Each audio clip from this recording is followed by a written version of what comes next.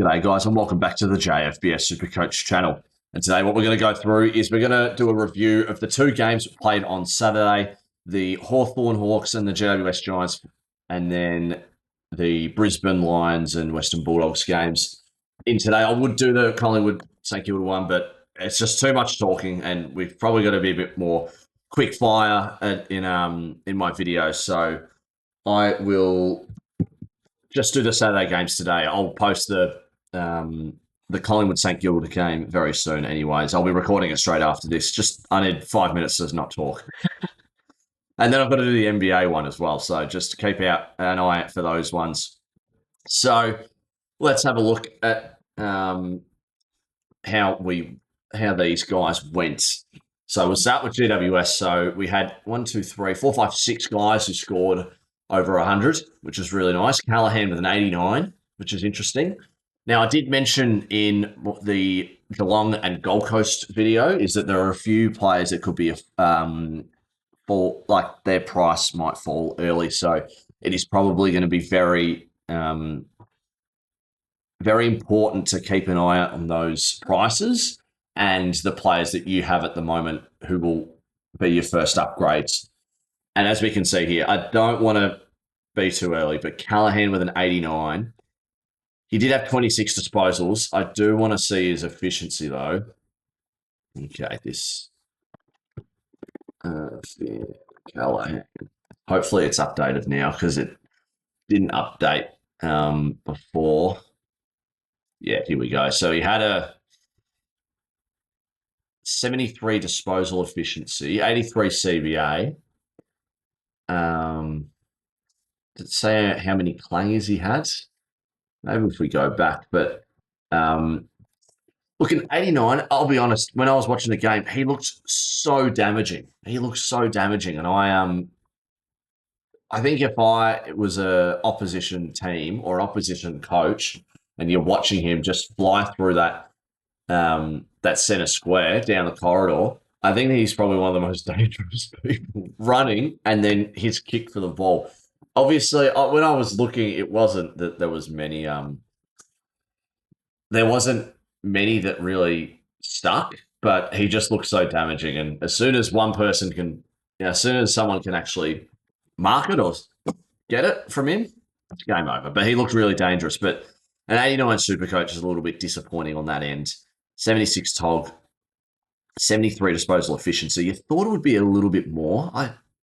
If they added clangers to this. Don't think they have. That's annoying. Okay.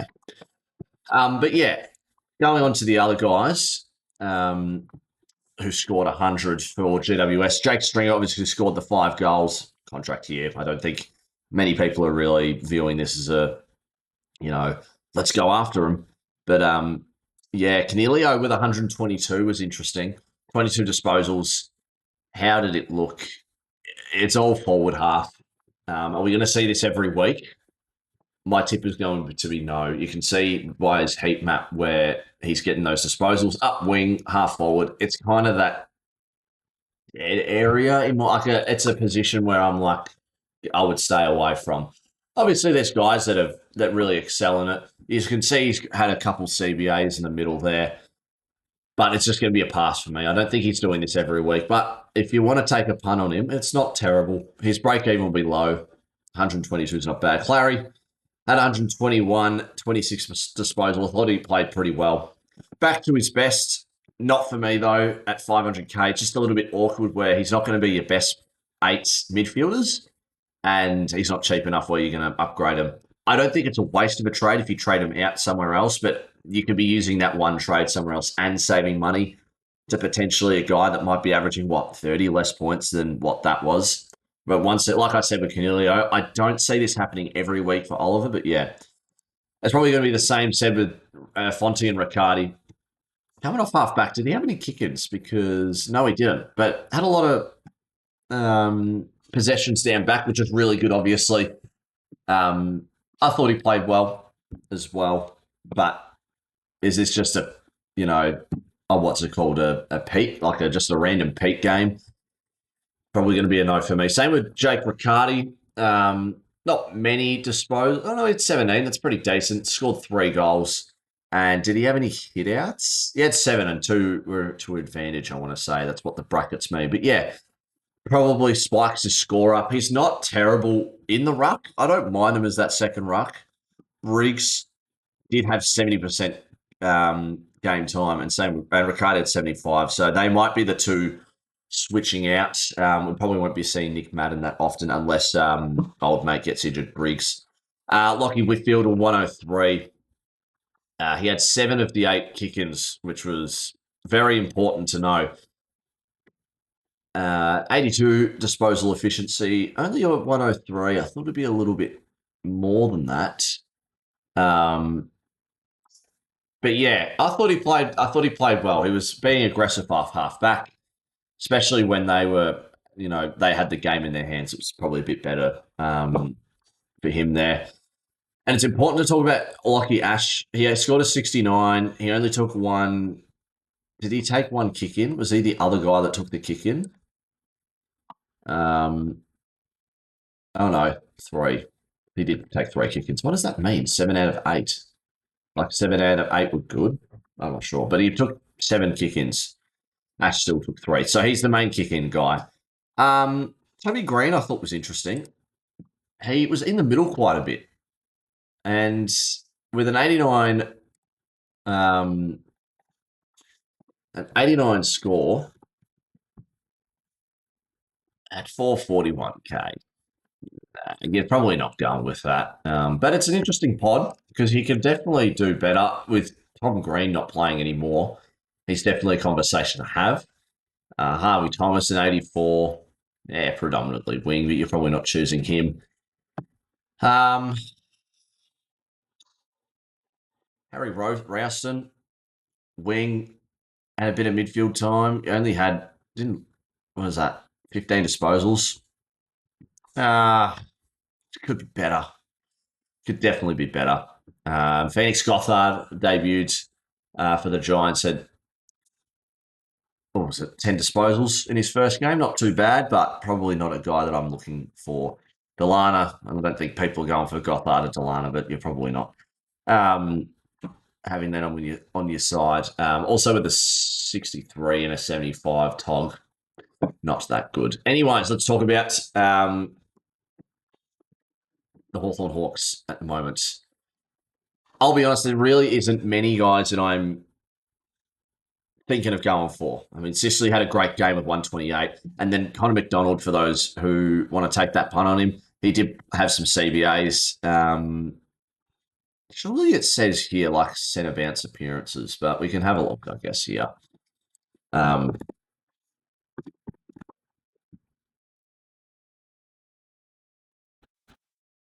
Sorry, found his name there. What was his percentage of CBAs? 33, and then the practice game was 39. An average of 85. I think his average is what? I was going to scroll down to him. 94 he scored.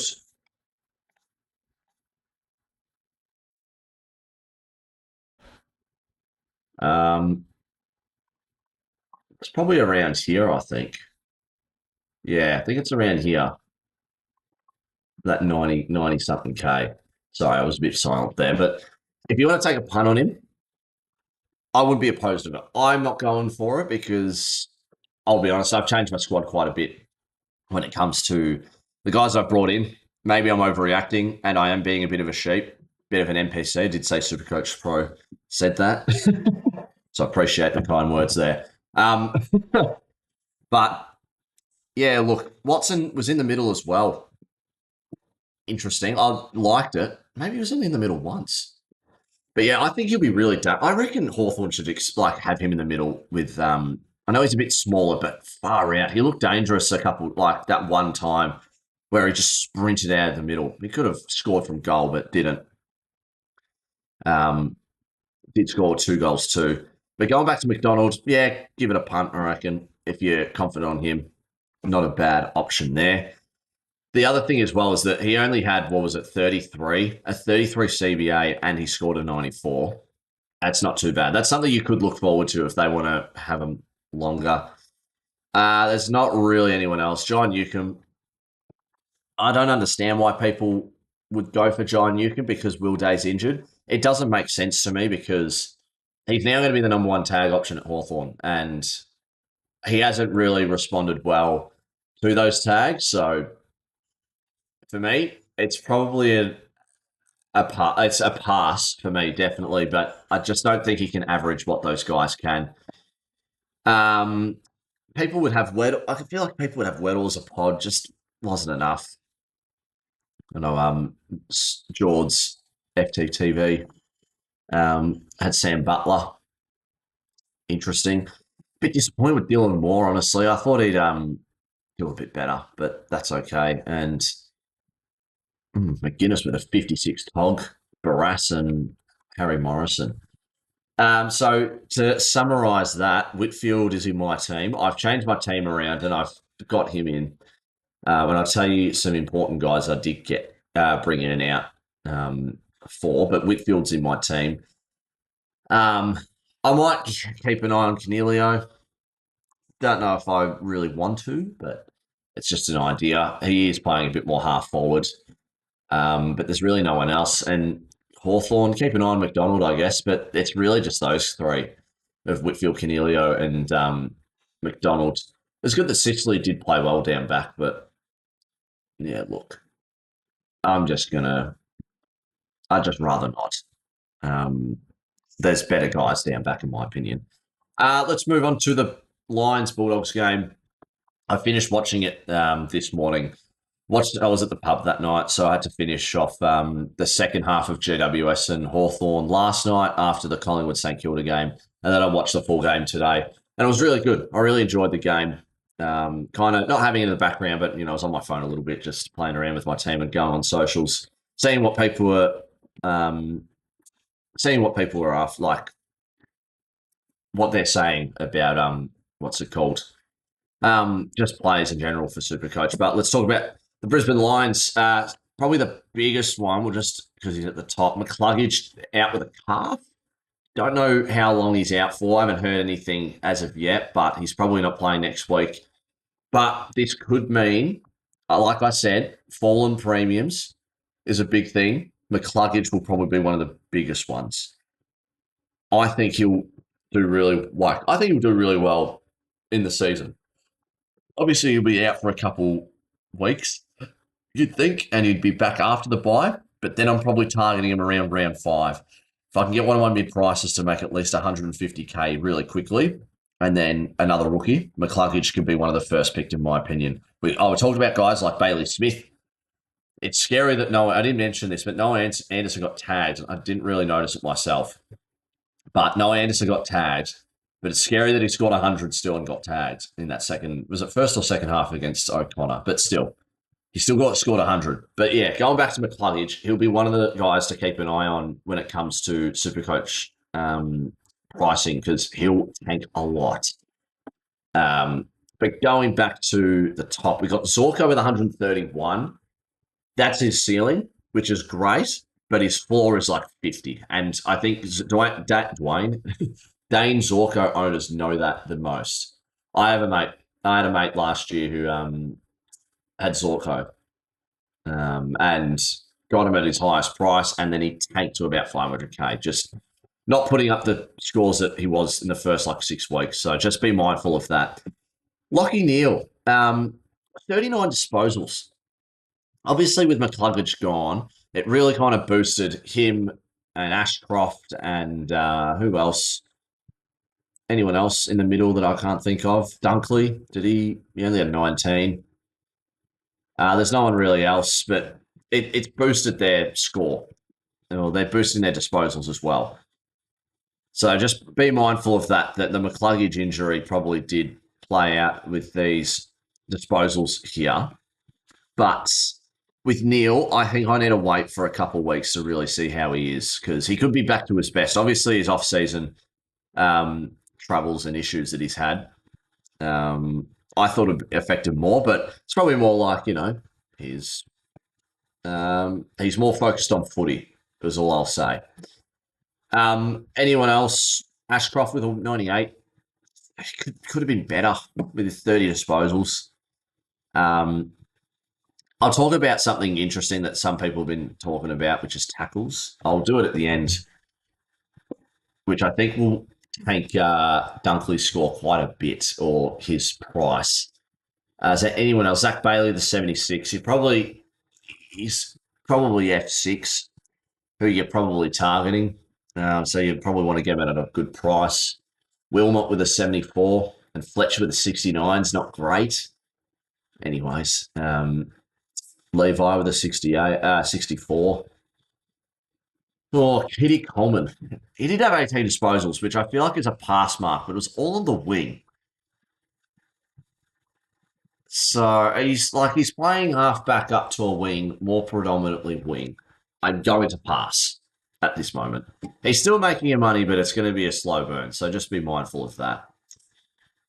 We talk about McCluggage. He'll be a nice guy to go for when he's maybe played maybe 2 or 3 more games and his price has tanked a little bit. Going to the Dogs. Ed Richards, 144. That is unbelievable. We'll talk about Bont, but the reason why that score probably went to a really high level is because Bont went down forwards. And you've got Libba. I know he had 28 disposals, but he was like coming off half back. I want to see his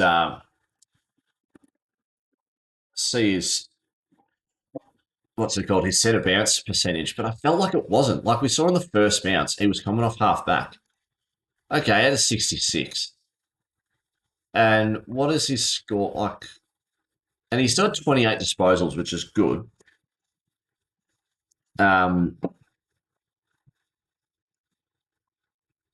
Yeah, so I think that's probably some factors as well. Bont going down back. You got Bont playing down forward. Libba coming off half back and playing a bit of midfield as well. Who else? Kennedy, he's predominantly midfield now. He had a few CBAs and coming off, like it's just all over the ground. It's pretty good actually on the game. Fraser, he'd be playing in the middle as well. Look at that. So yeah, look, he doesn't have his like that. You don't have the Dogs didn't have their top guns of Richards, Bont, and Libba playing like all together all the time. You had guys like Matt Kennedy and Joel Fraser coming in as well. So, yeah, just be mindful of it. That score, I think he'll definitely be a top 8 midfield, top 9 if we want to include. If we want to include the flex, which I will because you probably would want a midfielder there. But yeah, just be mindful of that. And that's probably the reason why I'm fading Bont. I don't have him in my team, but he played forward. Like, was that only 1, 2, 3, 4 disposals in like the guts? Like, he basically had more disposals, like the same amount, like on the side, like out in the wing here, and then you've got 1, 2, 3, 4 there. If you want to count that number 5 there, and you've got 4 here, so he's a bit everywhere. But they're playing down back. They must have put attention on him because I was kind of half paying attention to it. Connor Butterick. No, I felt like he wasn't talked enough, in my opinion. Not that I'm sitting here going, oh, I thought of him, but he played half forward. They've moved him last year. They've moved him half back, and he looks really good. He took 7 or 8 kick-ins, whatever that means. So really nice there. He looks really aggressive. What was his 78 disposal efficiency as well? 515 meters gained. That's something I also look at is like, you know, he's impacting the game. He's like 500 meters is what? That like this whole ground times like 4. So he's kicking like 4 lengths of the field, if that makes sense. He looks good. I've brought him into my team. I think he'll continue to do that. It is a bit weird though what they're doing with their half backers because they had about 5. They got Butterick. They had Lucky Jux. I think it's Jux now, but I sound weird saying that. Um, you had Bramble and you had Selwood and you had Bailey Dale. Um, no one else that I can think of here, but look, it's a bit tough for that. Butterick had an 82 Tog. Uh, Jack's at 76. Um, Dale having a 78. Selwood had an 83. So I did see on Twitter, it was on YouTube, that apparently Bramble played on a half forward potentially or wing, and that was the same with was it Selwood? Because Dale, he's a half backer. Don't really play him else because he's very good back there. But yeah, there's a few guys that they tossed the magnets around, but they obviously didn't toss Connor Butterick around the wing area or the forward line. So I think he's a guy. It's him and Dale's back line, like back half, and you got Jacks and Selwood also coming off half back. To be fair, they're playing. These are like pockets here. He only had 10 disposals. Felt like he did more. He did have 7 tackles, to be fair, so that might have bumped his score. And Bramble did come off half forwards. Yeah, a little bit there. So I wouldn't worry too much about the 5 that were listed because they're obviously playing Bramble a bit higher up on the ground compared to Butterick and Dale, and Selwood's playing more pockets, you'd think. But yeah, that's my thoughts and feelings on that whole situation. This is what so talking about Sam Darcy, I love him. I think he's great.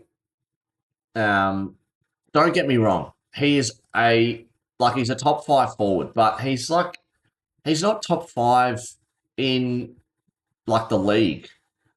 And I watched this, I think it was Jared Davis, if you know him on TikTok.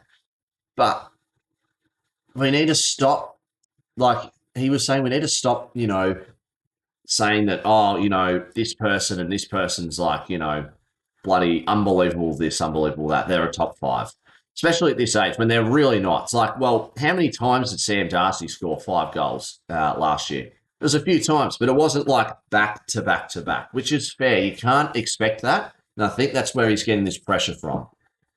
At 61, people have got him in their starting teams, and this is why I don't, because I just don't trust like key forwards unless they're like if we're talking about back in the 90s where the big key backs weren't as good as they are now, and you're seeing Plugger score 9 goals a game, for example, or someone else, that's a good reason to go for those key forwards. But he scored 2 goals and he had 10 disposals. He did have 7 hitouts, which might have helped, but that's not enough for me. And that is priced at $480. Like it's $490K, very expensive. He's going to take in price, in my opinion.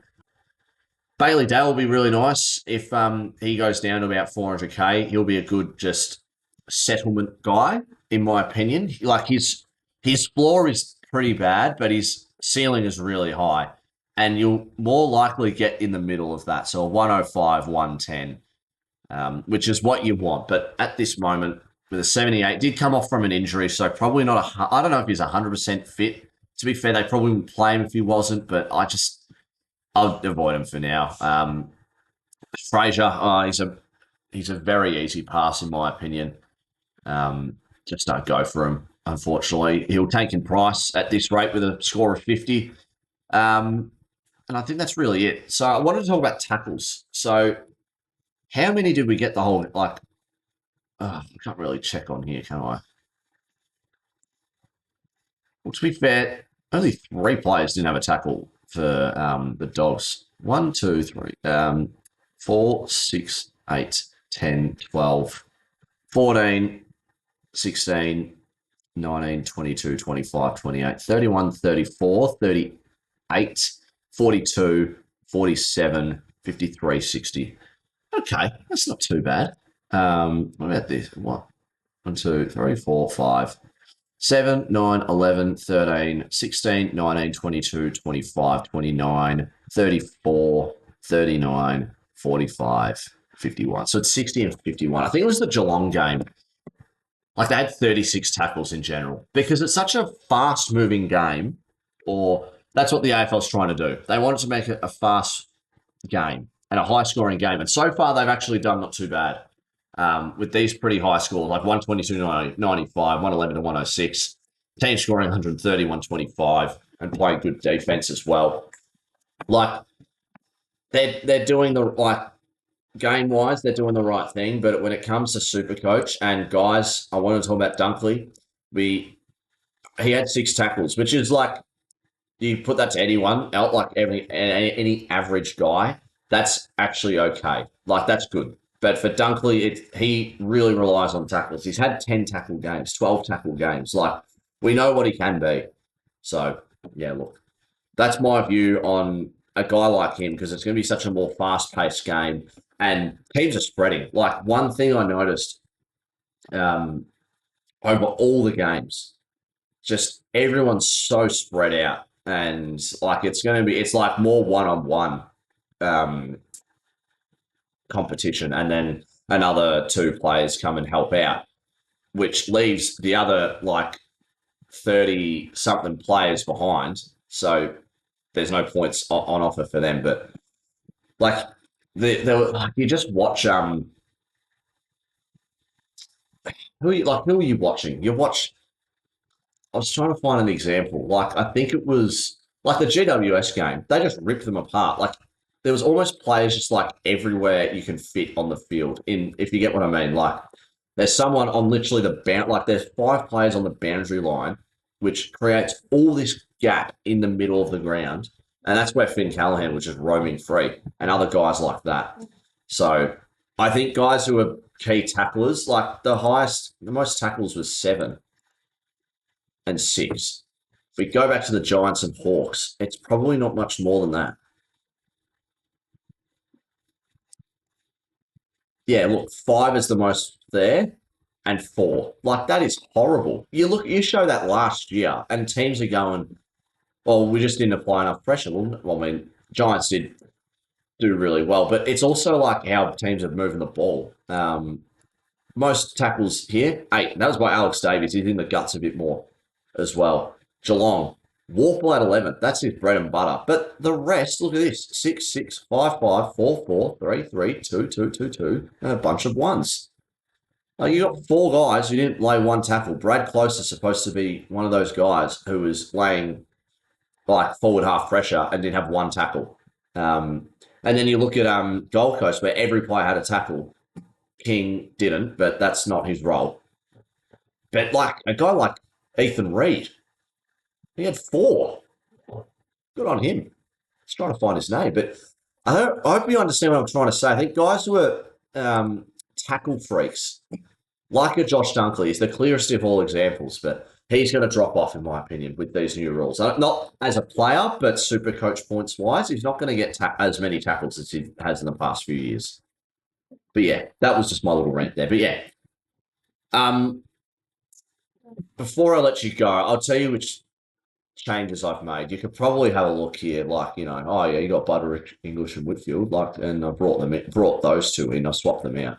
You'll know who and English I already had. I didn't actually talk about him that much, but I think he's going to be the best ruck in the league. There was the vision, like that last goal where he scored, and the vision of him just running down back against Darcy Fort. If he's doing that at the end of the game, he's doing that at the start. You saw it, and then he was puffed out and wanted to go off the ground, and then coach was like, "Nah, you're staying on for the last 2 minutes. We need you."